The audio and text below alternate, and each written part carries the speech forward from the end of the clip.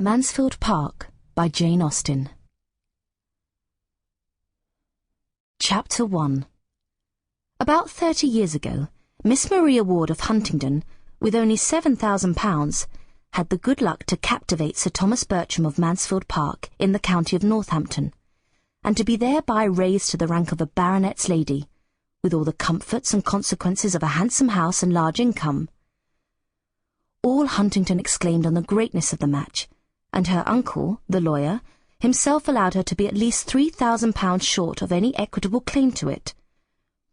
She had 2 sisters to be benefited by her elevation, and such of their acquaintance as thought Miss Ward and Miss Frances quite as handsome as Miss Maria did not scruple to predict their marrying with almost equal advantage.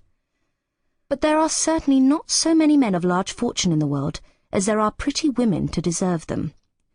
Miss Ward, at the end of half a dozen years, found herself obliged to be attached to the Reverend Mr. Norris, a friend of her brother-in-law, with scarcely any private fortune, and Miss Frances fared yet worse.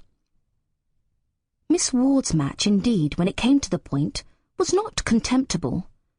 Sir Thomas being happily able to give his friend an income in the living of Mansfield, and Mr. and Mrs. Norris began their career of conjugal felicity with very little less than £1,000 a year.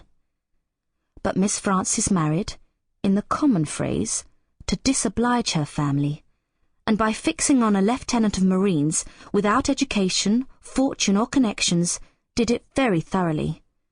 She could hardly have made a more untoward choice.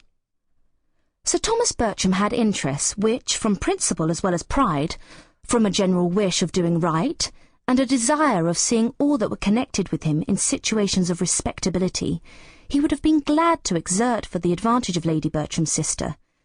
But her husband's profession was such as no interest could reach, and before he had time to devise any other method of assisting them, an absolute breach between the sisters had taken place.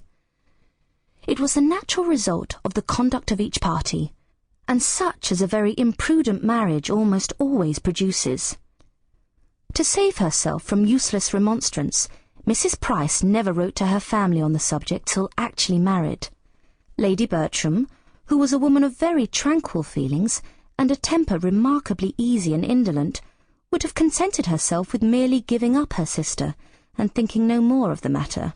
But Mrs. Norris had a spirit of activity, which could not be satisfied till she had written a long and angry letter to Fanny, to point out the folly of her conduct, and threaten her with all its possible ill consequences. Mrs. Price, in her turn, was injured and angry, and an answer, "Sample complete. Ready to continue?"